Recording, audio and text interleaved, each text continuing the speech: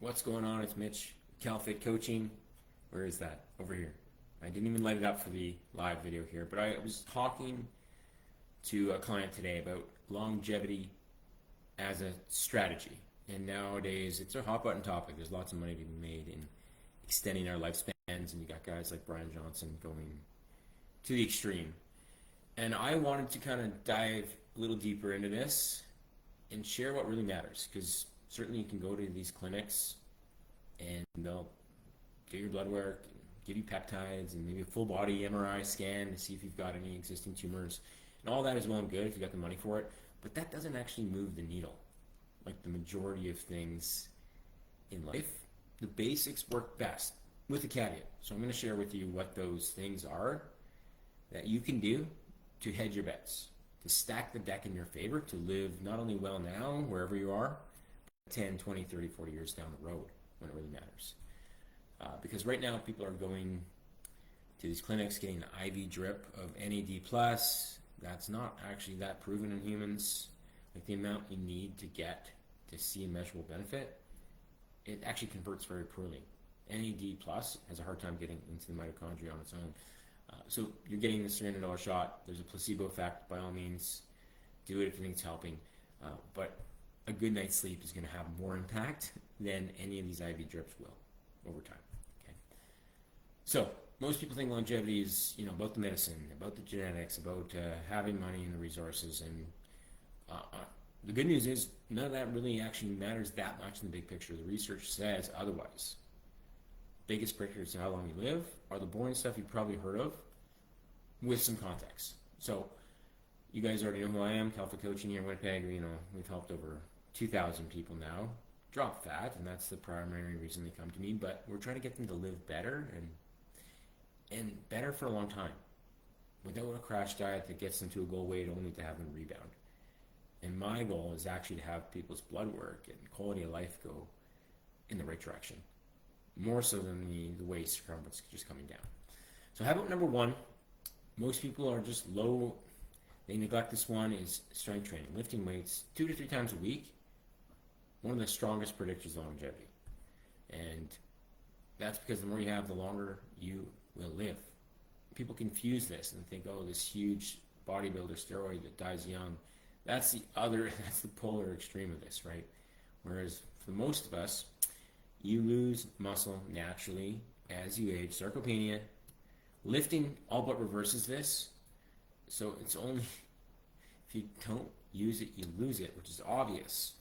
But if you used to play rec sports and get to the weight room regularly and you've stopped, that is the reason you feel all these aches and pains and your muscles dropping, your back sore. The best solution is just to weight train 3 times a week.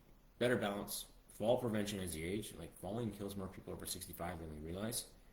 Break hip, it gets pneumonia in the hospital, etc. More muscle, though, is better insulin sensitivity. So you can eat more carbs, lower risk of type 2 diabetes. Muscle is as important as excess fat when it comes to type 2 diabetes, because you have more places to store it in that bicep, not just your belly. Okay? And it's not a huge difference maker, but you just have a higher resting metabolism. Okay? Now what I can afford to diet on substantially more than when I just crash dieted to lose the first 60 pounds I lost.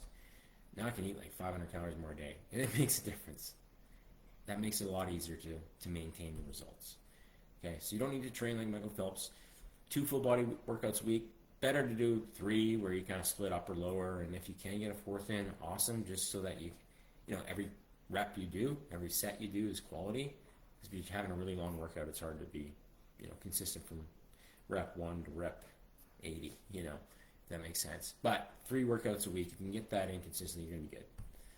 Number 2, hit 8,000 steps a day. So just daily walking. Doesn't have to be intense cardio.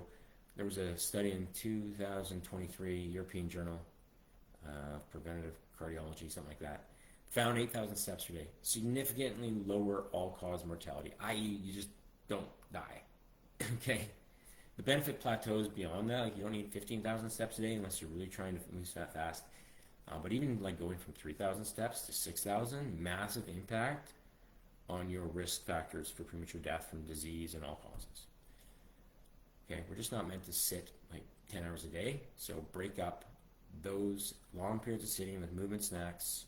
Squats count, but like walks while you're on a call.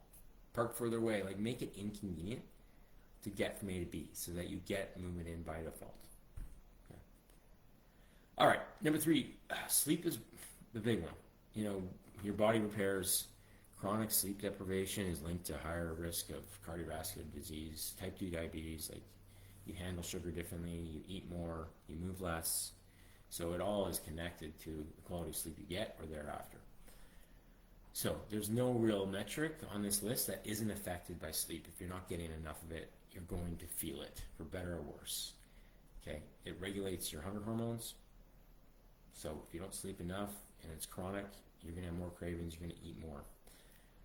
Your muscles rebuild, your growth hormone spikes, you know, from deep sleep. If you're not getting that, you're shortchanging your hormonal environment, but also your muscle building capacity and recovery. And deep sleep clears metabolic waste.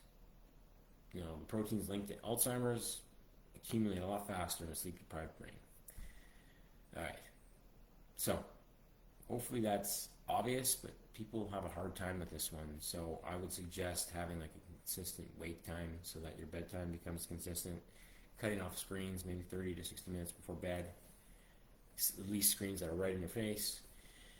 And not having a real heavy meal or alcohol within at least 2-3 hours of bedtime. Those are the kind of the main 3 tips I give people that can really help improve the quality of your sleep. Number 4, eat enough protein, which is a controversial one still to this day, but it's a very underrated longevity nutrient because it works in conjunction with strength training to preserve muscle mass. Okay, it does support immune function, hair, nails. If you're losing hair, your nails are brittle, you're lacking in protein. It does help regulate blood sugar as well. You absorb it differently. It takes more energy for your body to digest it compared to carbs and fats. And most people are just eating too little of it. Okay, so the target, generally speaking, is like 0.7 to 1 gram per pound of your current weight. Or if you've got a lot of weight to lose, just multiply that formula by your goal body weight.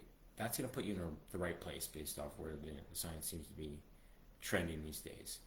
And like I already said, it has a high thermic effect, so your body burns as much as 30% of it, digesting it. And you combine that with lifting. So protein alone is not going to like build muscle, but in conjunction with weight training, that's what keeps you lean and strong. Okay, and then otherwise you're losing muscle and bone at an accelerated rate, especially if you're dieting down. Okay. All right. So what that isn't is like a diet with a name. You don't have to have some extreme method. It's just hitting that protein number as much as possible. Okay, and that practical tips is, you know, you can do it from supplements and protein powders, but for the most part, if you're eating a palm or 2 serving of lean meats, you know, plant-based proteins fit into that category too. At your 3 square meals, you're getting close. Okay, habit 5. I think this is the last one, and I have an honorable mention that's as important as any of these lists, but chronic stress. Right, that's a mental one, but it does translate into elevated cortisol, which is linked to visceral fat accumulation. You store more fat around the organs. That's the dangerous stuff, mainly because it, you know, added stress. Some people just eat a lot more in that environment, but it suppresses your immune system. Cardiovascular disease, if you're high blood pressure all the time, and accelerated aging, ultimately, which is what this whole video is about. Okay. So the talking points for this one is, you know, stress is a part of life. Some stress is good. Don't get me wrong. Like the weight training stress you put on yourself in the gym, good. Your body adapts to that. But at a certain point, not all stress is created equal, and it drives fat storage. It disrupts sleep. It tanks your hormonal environment, makes you crave high-calorie food. It's more that cascade effect that stress has on your behaviors, where you move less, you eat more. So I would suggest some simple tips to help with your stress management is just taking some time away from the screens and stress of the day, getting a small walk in. That consistent sleep schedule I talked about, like if you can balance that, prioritize sleep over almost everything else, you will manage stress a lot better the next day. You know how you feel when you haven't slept. Every little email triggers you. But when you're not sleep deprived, you can handle it like an adult, a lot better. And again, balanced strength training, not overtraining, of course, but not undertraining, and intentional recovery time. If you need something quick fix on those days you haven't slept well, Yoga Nidra. Search it out. All right. So in putting this all together, all these are interconnected. There's wires connecting your stress management to your sleep, to your strength training. And when one short circuits, the rest tend to kind of follow suit. So the idea is prioritize the sleep first. You're going to have fewer cravings for the wrong kind of foods. It'll be easier to prioritize protein. Now you'll have more energy to train. Now you'll build muscle over time, which gives you better metabolic health. And steps will feel more effortless over time. It's a system that works in unison. Okay. And lastly, Audible mentioned too, prioritizing relationships, social connection. Like, this is a lot of the research nowadays is all about the physiology, but there is something to be said for like human connection. Those go for it. Loneliness is a killer. If you're not happy with your social life, you're not having quality connections with those you love, then that can really compound and really trump all the other things if you're doing the right things. Okay? So hopefully this helps. You don't need to do all 5 perfectly by any means. You just need to start. And if you need help starting, hit my website up, mitchcover.com. There's some free guides on there that kind of put the pieces together for you. Otherwise, this video is ran long enough, and we'll see you next time.